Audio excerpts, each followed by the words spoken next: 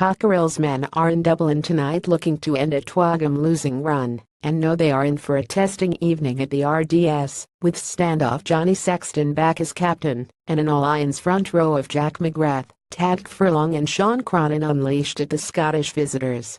Four-time competition winners Leinster will be looking to bounce back from their 38-19 loss to the Cheetahs in South Africa, and Cockerill knows his side, which shows 9 changes from the one that started the 288 defeated Scarlets, are in for a fierce examination. Leinster have obviously come off a loss that they wouldn't have wanted to have, said the coach. Leinster will expect to win, they're bringing internationals back against Edinburgh at home.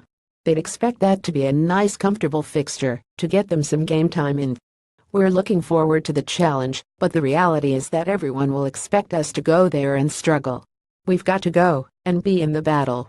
We need to make sure we get everything right. We go and learn more about the players and keep building on the mentality of how we play against big teams. The reality is that their squad is, on paper, a lot stronger than ours. They are bringing in Lions. We're not a club in that place at the moment. As Leinster bring back their big guns, Cockerill is without the test trio of club captain Magnus Bradbury, tight head WP Nell and hooker Ross Ford, all of whom are being rested in accordance with the guidelines managing national squad players. Lock, Fraser McKenzie, will skipper the side in the absence of Bradbury. Fullback Glenn Bryce and Scotland wing Dougie Fife rotate in for Jason Harries and Blair Kinghorn, as the latter drops to the bench and Tom Brown keeps his spot on the left flank. Scotland's Sevens player James Johnstone makes his first start of the season and is partnered in the centres by Phil Burley. A revamped halfback partnership sees Jason Tovey make his first start of the season alongside Sam Hidalgo-Klein, who replaces Nathan Fowles. I am keen to see how he goes, said Cockerill of Johnstone, who has been training with Edinburgh since pre-season and also turning out for Melrose. He has got a lot about him. The combination of him and Phil Burley is really good. He has a lot of pace and playing club rugby and doing very well. Guys need opportunities, and this is an opportunity to see where he is at and how he is developing. There is a lot of talent there and a lot of potential moving forward. I get the club games, which I watch and see him every week in training, and he is always causing problems defensively with his pace. Obviously there is competition for places in 6 or so games, and I am starting to find out how people perform under pressure, how they perform at training week in and week out.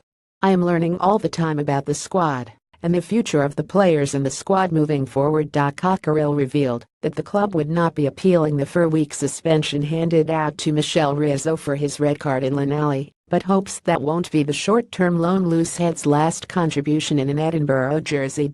We are not going to appeal, as it was fair, said the Englishman. Hopefully we will have Alan Dell back next week to play some part, so that eases things a little bit, but yes, it is not ideal. That is the game sometimes. We will see.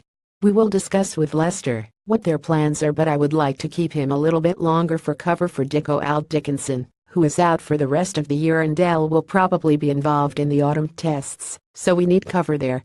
So there is still an opportunity for Mickey to stay. Edinburgh team: 15 Glenn Bryce, 14 Tom Brown, 13 James Johnstone, 12 Phil Burley, 11 Dougie Fife, 10 Jason Tovey, 9 Sam Hidalgo-Klein, 1 Daryl Marfo, 2 Stuart McInally, 3 Simon Bergen, 4 Fraser McKenzie, 5 Grant Gilchrist, 6 Jamie Ritchie, 7 Hamish Watson, 8 Cornell Dupreez.